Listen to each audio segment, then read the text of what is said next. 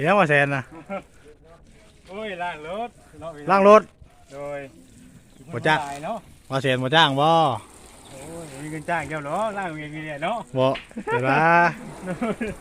สบายดีเลยพี่น้องเลยเนาะ โอ้ยโอ้แซนมื้อนี้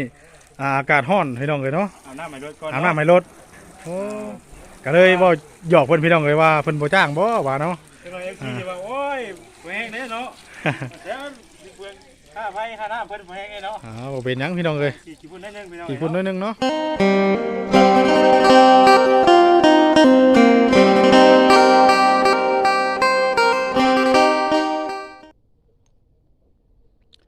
กราบสบายดีและสวัสดีเด้อพ่อแม่พี่น้องเบิดสุขุสุคนบ่ว่าสิเป็นพี่น้องทั้งฝั่งลาวฝั่งไทยหรือว่าต่างประเทศเนาะพี่น้องเนาะก็ยินดีต้อนรับทุกทานเข้าสู่ช่องบ่าวบุญเผยชาแนลคือเก่าอีกแล้วมื้อนี้กับพี่น้องเนาะเอามาพบมาพ่อกับบ่าวบุญเผยมื้อนี้ก็อยู่ที่บ้านแก้งกระเบาพี่น้องเอ้ยเนาะคือเก่าพี่น้องเอ้ยเนาะบ้านของแม่น้องน้ำเพชรเพิ่นพี่น้องเอ้ยเนาะก็มามื้อนี้เนาะเนื่องจากว่ามีทั้งบ่าวแสนเพิ่นพี่น้องเอ้ยเนาะก็ได้ซื้อบล็อกแก้วมาให้แม่น้องเพชรเพิ่นพี่น้องเนาะก็จำนวนอยู่4แก๊สพี่น้องเอ้ยเนาะจังใดก็สิพาพ่อแม่พี่น้องเบิดสุขุสุคนไปติดตามรับชมหรือว่าไปโอ้ไปร่วมกันพี่น้องเนาะมาฮอดจนถึงมื้อนี้กับบรรยากาศก็สิพอรับพอดีพี่น้องเอ้ยเนาะบ่ฮ้อนบ่หนาวปานใดเพราะฉะนั้นเนาะประมาณอยู่2 โมงปลายๆแล้วพี่น้องเนาะมาฮอดจนถึงแล้วก็สิได้พาพ่อแม่พี่น้องเบิดสุขุสุคนไปติดตามรับชมหรือว่าไปโอ้ไปร่วมกับทั้งแม่น้องเพชรเพิ่นแล้วก็ทั้งสร้างเพิ่นพี่น้องเอ้ยเนาะว่าทั้งสร้างเพิ่นดำเนินไปฮอดขั้นตอนไหนแล้วเนาะไปพี่น้องไปเบิ่งกันโอเคพี่น้องเลยไปติดตามรับชมกันเนาะพี่น้องเนาะ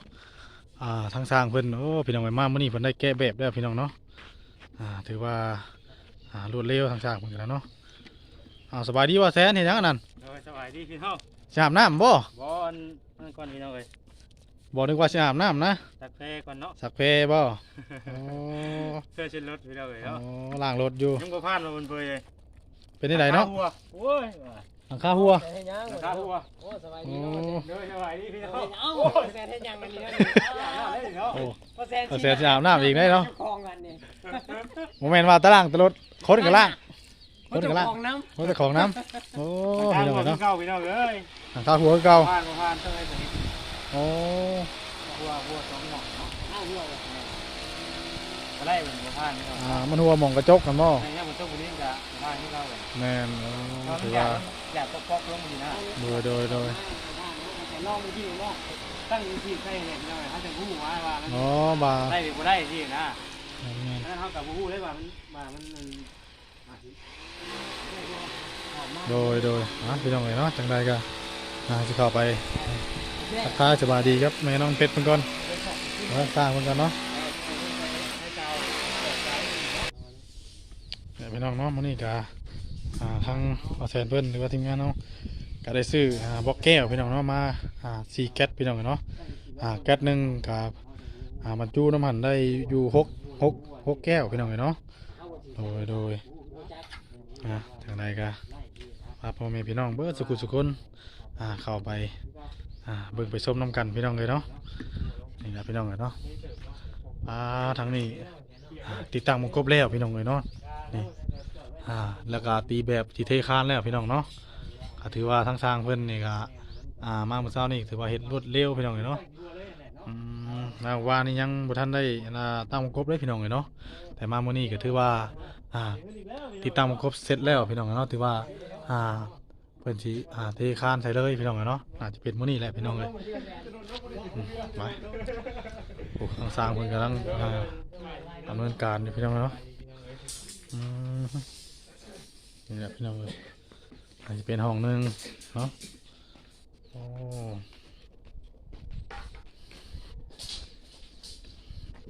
ทางสร้างเพิ่นกำลังก่ออยู่บ่สบายดีเด้ออ้ายเด้อ สวัสดี โดยลังทีมาเล็กที่ทาน เอามาเล็กเทคานบ่อ๋อโดย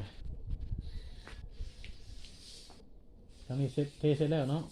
ยังบ่ ยังกำลังตีแบบ ตีแบบเสร็จเนาะเอาเอาเลขใช้แล้วก็ตีแบบเทพร้อมกันเลยถือว่าเอาทีเดียวจบเนาะเลยบ่ต้องแบบว่าผสมปูนหลายเทื่อพี่น้องเลยเนาะจังใดก็ให้ทางช่างเพิ่นเฮ็ดไปเรื่อยๆพี่น้องเลยเนาะสบายดีเอ้ยโดยโ นี่แหละพูดน้องเลยคือว่าผู้แบบกำกับงานกับแม่นได้พี่น้องเอ้ยนี่ก็ผู้เต้นผู้เล่นพี่น้องเอ้ยเนาะโดยก็ถือว่าเพิ่นเป็นผู้หญิงนี่ก็โอ้ถือว่าสุดยอดพี่น้องเอ้ยเนาะซอยเวียกนั่นแน่เวียกนี่แน่แล่นไปเอาลูกเต้าเขาหอมเฮียนแน่พี่น้องเอ้ยก็แม่นพี่น้องโอ้ย 4 โมงก็ได้ไปหลับให้เลย อ๋อตอนนี้เพิ่นไปแล้วเนาะ โดย เพราะจังบ่เห็นน้องจกนั่นเพิ่นพี่น้องกับน้องน้ำเพชรเนาะก็มา เครื่องมันไปชง อ๋อมาลูกเครื่องไปส่ง ไปหลับเพิ่น โอ้โดยเอาเลยเนาะมามื้อไหนก็บ่เห็นน้องน้ำเพชรเพิ่นเนาะก็เพิ่นคือว่าเป็นรับหน้าที่แบบเอาน้องแม่นบ่ เป็นเอเลี่ยน อ๋อเป็นเอเลี้ยงพี่น้องเอ้ยเนาะโอ้ยโดยอ๋อมื้อนี้คือว่าเพิ่นอยู่นำในตู้บ่ อ๋อคือทางเอื้อยเพิ่นอ้ายเพิ่นไปโรงเรียนพี่น้องเอ้ยเนาะโดย ไปหลับเพิ่นกินเรื่อยอยากกลับมาพี่อ้ายกัน โดยมื้อนี้ได้หยังเนาะกินกับข้าวมื้อนี้เนาะ ได้อันอ้อมยอดอ้อยแกง อ้อมยอดอ้อยอ๋อ กับปีชิ้นแห้ง โดยก็ถือว่ากินแล้วเนาะโดยแป๊บนึงครับคืองานเพื่อนนี่ก็ถือว่าเริ่มสิมอจอจันเข้ามาเลยเนาะเอ้ยเนาะมื้ออื่นนี่ก็เห็นแล้วพี่น้องเอ้ยก็ป๊อกขึ้นอัดไปแต่ละหม่องพี่น้องเอ้ยเนาะก็สิใกล้เข้ามาแล้วพี่น้องเอ้ยถือว่าความมุ่งมั่นตั้งใจก็สิมาฮอดไวๆนี่แล้วเนาะก็ดีมุกดีใจนำแม่น้องน้ำเพชรเพิ่นพี่น้องเอ้ยเนาะที่ว่าจะได้เฮือนใหม่หลังงามไว้พี่น้องเอ้ยเนาะโดยก็บ่นึกบ่ฝันแน่เอ้ยเนาะ ว่าสิแม่ก็คือว่าเพื่อสิมาฮอดมื้อนี้เนาะโดยอีกอย่างเพื่อเฮาที่แบบแรกมาซะนี่โอ้พี่น้องเอ้ยเนาะก็ถือแบบว่าสู่ชีวิตเนาะหาเงินนะครับเมืองเติบเลยพี่น้องเอ้ยเนาะก็แม่นโดยถือว่าก็ขอบคุณผู้ใหญ่ใจดีเพิ่นในไลน์เนี่ยเนาะที่ว่าช่วยเหลือหรือว่ามีน้ำคิดน้ำใจเนาะที่ให้แม่น้องเพชรเพิ่นได้เฮือนหลังใหม่งามๆพี่น้องเอ้ยเนาะก็มื้อนี้ก็ทางสร้างเพิ่นก็ได้ตีแบบนี้บ่เอ้ยโอ้นี่คือยังบ่ทันใส่ปูนบ่ โดยยังคือเพิ่นตีแบบให้มันแล้วบัดเดียวเลยแล้วเพิ่นจังสิเทบัดเดียวคือมื้ออื่นมากก็ยังประมาณอยู่3ล้านบ่3เนาะอ๋อเมื่อวานนี่ก็คือเททั้งนั้นเนาะ โดนแล้ว มามื้อนี้แกะแล้วพี่น้องเอ้ยเนาะถือว่าแห้งไว้เติบเนาะอ๋อก็มื้อนี้ก็คือเพิ่นสิตีไปไว้แล้วเทไว้มื้ออื่นน่าจะได้แกะบ่ โด เอ้ ย ย มื้ออื่นเพิ่นก็มาแก้เพิ่นก็ก่อทั้งนั้น โดย คือแล้วมันขันไป ก็คือทั้งก็เลยเฮาบ่ได้มีติดหยังใช่บ่มีบ่ อันก็ช่องแก้วบ่ ทองแก้วบ่มีมาแล้วบ่ โดยมีแล้ว โอ้ ทางบ่แซน บ่ โดย อ๋อก็ใส่ช่องหนึงเท่าไหร่เนาะ เพิ่นว่าให้ใช้ช่องเมือง3 3เนาะ โดยแล้ว อ๋อก็พอดีงามแล้วพี่น้องเนาะแม่นเพิ่นซื้อมาแล้วเนาะ โดยมันซื้อแล้วสี่กล่อง โดย โดยอ๋อ4กล่องพี่น้องเนาะก็ถือว่าทางสร้างเพิ่นได้ดำเนินการก่อบื้อนี่ก็ถือว่าใส่เลยเนาะ โดยแล้ว อ๋ ใช้ อพี่น้องเอ้ยมือนี่แฮงคักพี่น้องเอ้ยแฮงงามก็คือหลังจากที่ว่าก็เบิดแล้วก็คือเดี๋ยวสาบเลยเนาะเอ้ยเนาะ โดยแล้ว สาบเทพื้นยังบ่ได้เทพี่น้องเอ้ยเนาะพื้นนี่ก็ยังบ่ได้เทนี่ใกล้แล้วพี่น้องเอ้ยใกล้แล้วแล้วสิได้วิวให้พ่อแม่พี่น้องได้เบิ่งซุมื้อเนาะเรื่องแม่น้องน้ำเพชรนี่ก็ถือว่าเริ่มมอเจ้าจั่นเข้ามาแล้วว่าซั่นคักทางสร้างนี่ก็ถือว่าสุดยอดพี่น้องเอ้ยเนาะ2คนนี่ก็จริงแต่ว่าไวเนาะทั้งมีทั้งFC เนาะทั้งฝั่งไทยอย่างเนี่ยเพิ่นว่าทั้งสร้างนี่ถือว่าเชี่ยวชาญเรื่องการเทื่อนี่สุดยอดเลยเพิ่นน่ะเพิ่นชมมาพี่น้องเอ้ยเนาะทั้งคือว่าทั้งแม่น้องน้ำเพชรเพิ่นนี่ก็สุดยอดคือกันเพิ่นว่าเนาะแต่ว่าเต้นแล่นเรื่องหันเรื่องนี้ก็ถือว่ายากลูกแน่นี่หันแน่ก็ถือว่าแบบว่าสร้างน้ำกันเด้อพี่น้องเอ้ยเนาะทั้งเพิ่นย่องโดยก็ถือว่าสุดยอดพี่น้องเก่งๆเนาะทางสร้างเพิ่นนี่ก็บริหารงานได้ดีพี่น้องเอ้ยเนาะไวอีกพี่น้องเอ้ยอ๋อมัดเด็กใช้จังซั่นเนาะโดยคักหลายพี่น้องเอ้ยเนาะโดยอ๋อคือเพิ่นสิเฮ็ดแล้วคือสิเทได้บ่นี่ โดยแล้ว อ๋อเทเลย โดยมาเล็กมันจะต่อแบบแล้วก็ผสมปูนเทเลย อ๋อโดย ก็คือมื้อนี้คือว่า มันเล็กแล้วก็เทแล้วก็คือสำเร็จมื้อนี้ก็คือ แม่น อื่นเริ่มมาใหม่ มื้ออื่นก็คือสีมาก่อน่ะเนาะ โดย โดย เป็นขั้นตอนของแม่ โดยอืม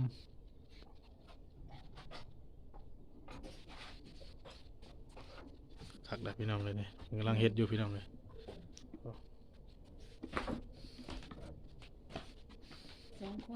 สองคนเนาะเนาะถือว่า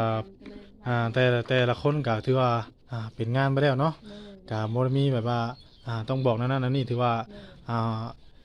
มีอันใดก็ไปเฮ็ดเองโลดเนาะถือว่าเพิ่นเชี่ยวชาญได้พี่น้องเลยเนาะโดย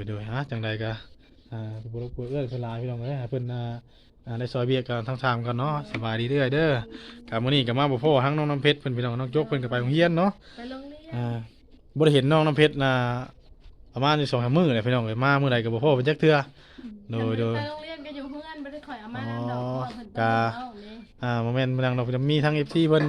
โอ้ เพราะว่าบ่เห็นน้องน้ำเพชรหลายมื้อแล้วว่าหมู่เพิ่นก็บอกเพิ่นไปอยู่ว่าเพิ่นเอาน้องอยู่เฮือนเนาะโดยจังใดก็สู้ๆเรื่อยเนาะโดยเนาะขอให้เพิ่นได้ไว้เนี่ยพี่น้องเอ้ยเนาะ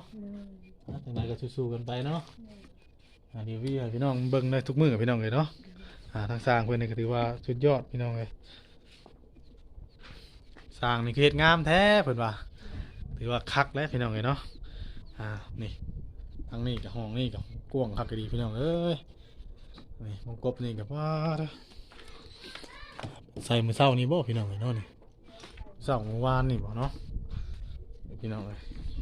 เพื่อนของแม่น้องเพชรเพิ่นก็สิเริ่มสมบูรณ์แบบแล้วพี่น้องเอ้ยเนาะถือว่าสุดยอดว่าซั่นเนาะงามคักหลาย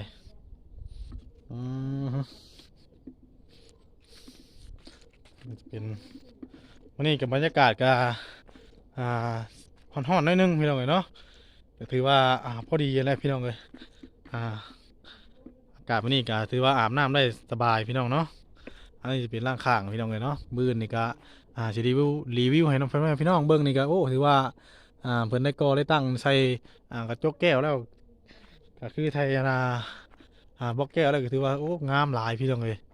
เนาะก็ถือขั้นต่อไปเพิ่นก็ก็เสร็จแล้วก็ถือว่าโบกสาบแล้วพี่น้องเอ้ยเนาะก็จะได้ถ่ายพี่น้องเบิ่งเป็นระยะนะพี่น้องเอ้ยจังไดก็มาติดตามมาชมน้ำกันพี่น้องเนาะก่อนอื่นก็ขอบคุณขอบใจเด้อพ่อแม่พี่น้องเนาะเบิดสุขุสุขคนที่เข้ามาเป็นกำลังใจให้บ่าวบุญเพย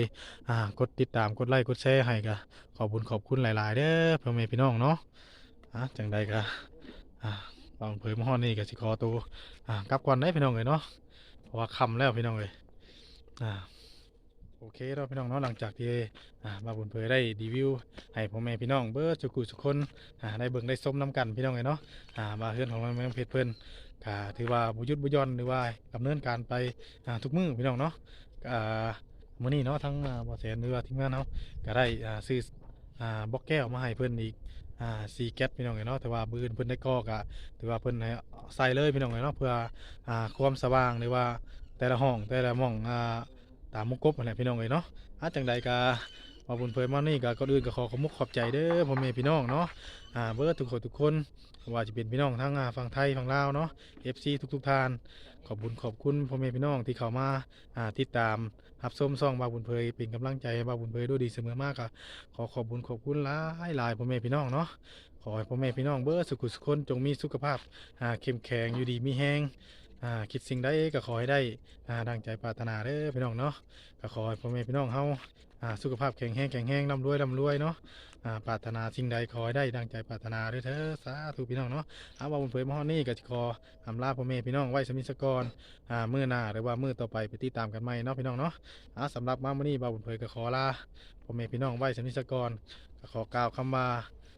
สบายดีพี่น้องบ๊ายบาย